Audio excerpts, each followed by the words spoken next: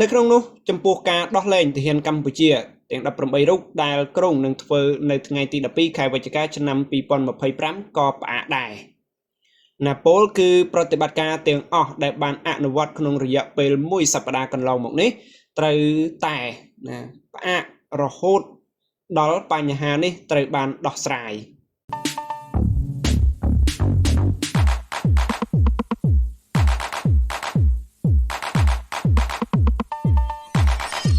ខ្ញុំគណៈអាត្មាសូមនមស្ការនិងចម្រើនពរចំពោះគុណម្ចាស់បងប្អូនទាំងអស់អង្គទាំងអស់គ្នាដែលជាជនរួមជាតិកម្ពុជាជាទីគោរពជាទីស្រឡាញ់រាប់អានជាទីស្នេហាទាំងក្នុងនិងក្រៅប្រទេសទាំងអស់អង្គទាំងអស់គ្នាអញ្ចឹងដោយដែលគុណម្ចាស់បងប្អូនបានឃើញការសរសេររបស់ខ្ញុំគណៈអាត្មាដាក់នៅលើ slide គឺដាក់ចំណងជើងធំថា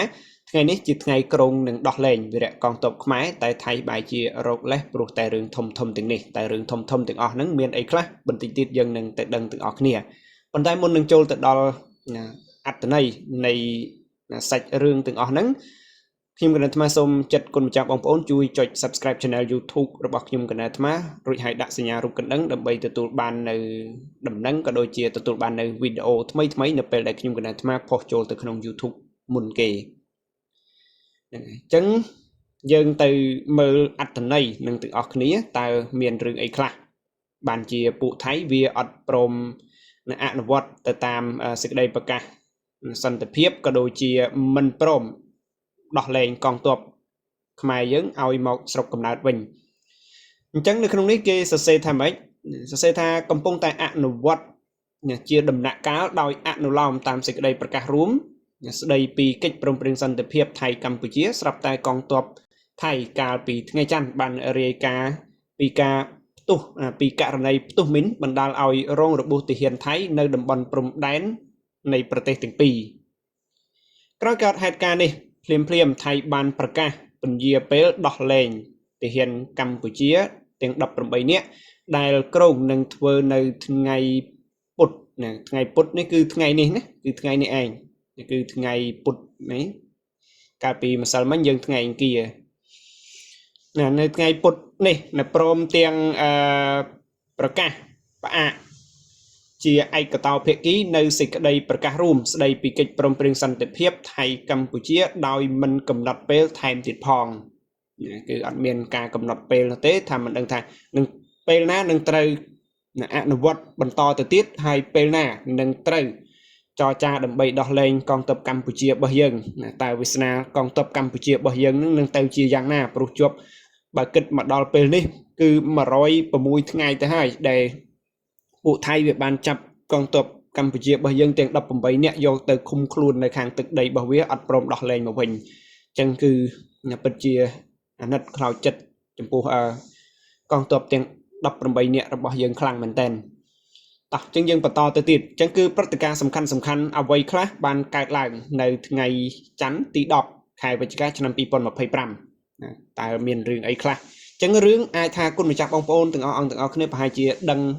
បានខ្លះទៅហើយដែលកើតឡើងកាលពីថ្ងៃច័ន្ទគឺថ្ងៃទី10ហ្នឹងឯងថ្ងៃច័ន្ទទី10ហ្នឹងណាឥឡូវយើងមើលមករយៈពេលត្រឹមតែ1ថ្ងៃគឺនៅថ្ងៃទី10ខែវិច្ឆិកាឆ្នាំ2025ថៃបានស្រុះដៃគ្នាតាំងពីកងទ័ពរហូតដល់មន្ត្រីនិងនាយករដ្ឋមន្ត្រីដើម្បីចេញធ្វើសកម្មភាពតាំងពីព្រឹករហូតដល់យប់ក្រោយមានសេចក្តីរាយការណ៍ថាទាហានថៃដើរជន់មីនថៃបានទាញភ្ជាប់ករណីនេះជាមួយបញ្ហាសំខាន់ផ្សេងទៀតអញ្ចឹងគឺគេទាញពីព្រឹត្តិការណ៍មួយហ្នឹងទៅព្រឹត្តិការណ៍ផ្សេងទៀតដូចជាព្រឹត្តិការណ៍មិនអនុវត្តទៅតាមកិច្ចព្រមព្រៀងសន្តិភាពព្រឹត្តិការណ៍សំខាន់មានដូចជាថ្ងៃដែលត្រូវដោះលែងវីរៈកងទ័ពកម្ពុជារបស់យើងឲ្យមកស្រុកកំណើតវិញគឺវាទាញចូលមកទាំងអស់នឹងពួកកលិចកលុចពួកចៅស៊ីរបស់នេះអត់បានទេគឺយើងដេញល្បិចចោលអត់ទាន់ទេគឺវាមានល្បិចថ្មីរហូតអូខេដែលសកម្មភាពទាំងនេះហាក់បង្ហាញថាថៃមានចេតនាចង់ដើរកិច្ចកន្លងមិនចង់បន្តអនុវត្តសេចក្តីប្រកាសរួមស្តីពីកិច្ចព្រមព្រៀងសន្តិភាពដែលកម្ពុជាហៅថាសេចក្តីថ្លែងការណ៍រួមទីក្រុងកូឡាឡាំពូនោះ ទីក្រុងកាឡាឡាំពូនោះទេ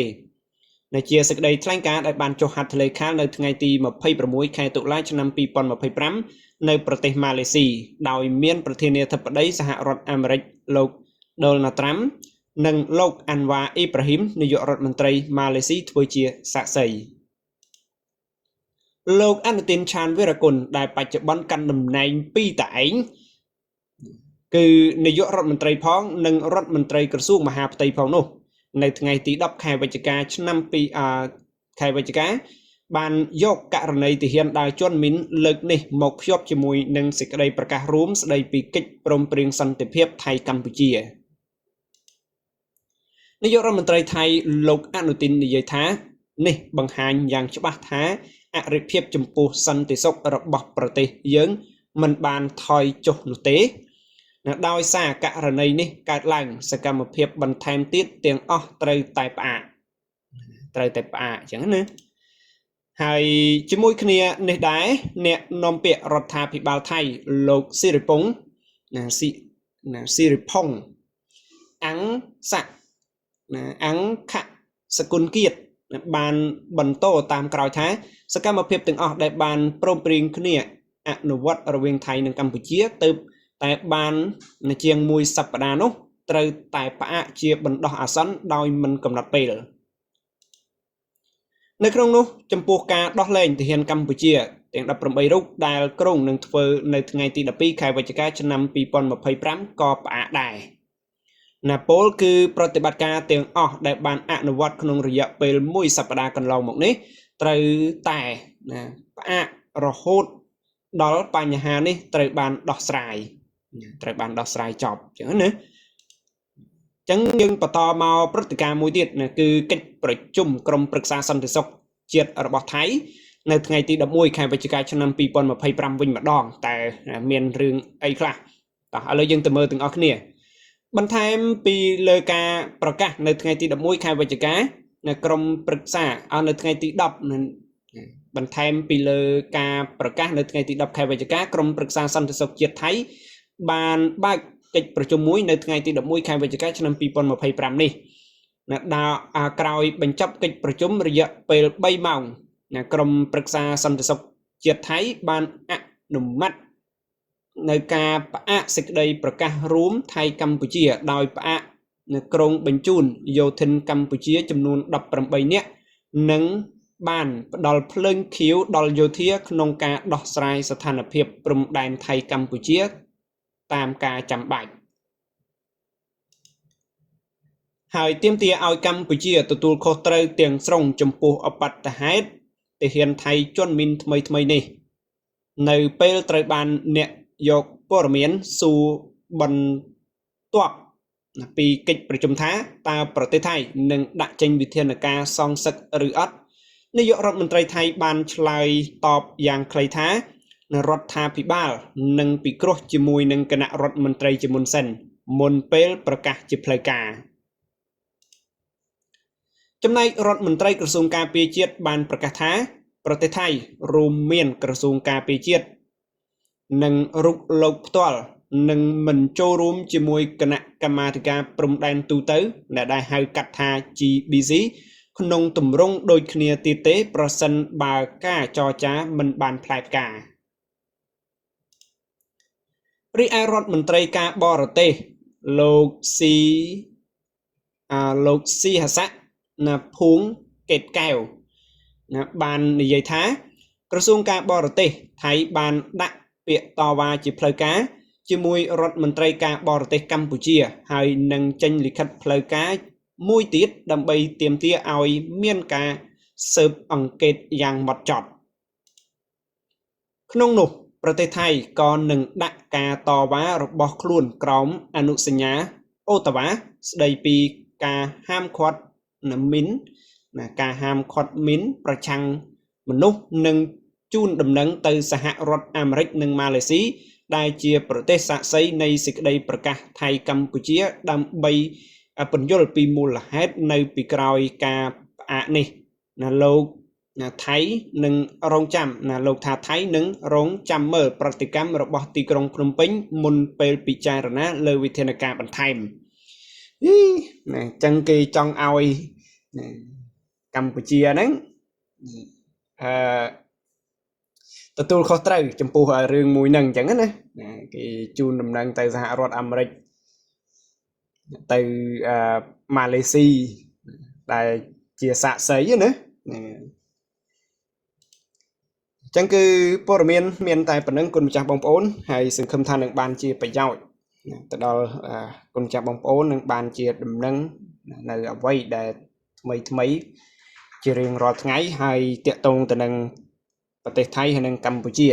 ជាព័ត៌មានដែលយើងគួរតែតាមដានពីកលៈទេសៈពីស្ថានភាពទាំងអស់ហ្នឹងมันគួររំលងនោះទេព្រោះវាជារឿងដែលយើងត្រូវតាមដានវាជារឿងប្រទេសជាតិរបស់យើងហើយក៏ជាបញ្ហារបស់ប្រទេសជាតិរបស់យើងផងដែរហ្នឹងអញ្ចឹងគឺដូច្នេះខ្ញុំគណនាអាត្មាសូមប្រគុណនិងអរគុណសម្រាប់ការតាមដានតាំងពីដើមរហូតដល់ចប់អញ្ចឹងបើសិនបើគុណម្ចាស់បងប្អូនពេញចិត្តសូមកុំភ្លេចជួយចុច like ចុច comment ចុច share នៅវីដេអូនេះម្នាក់មួយផងបើសិនជាអត់ទាន់បាន subscribe ទេកុំភ្លេចជួយ subscribe channel YouTube របស់ខ្ញុំគណនាអាត្មាម្នាក់មួយផងដើម្បីទទួលបាននៅវីដេអូថ្មីបន្ថែមទៀតអញ្ចឹងខ្ញុំគណនាអាត្មាសូមនមស្ការលានិងចម្រើនពរលា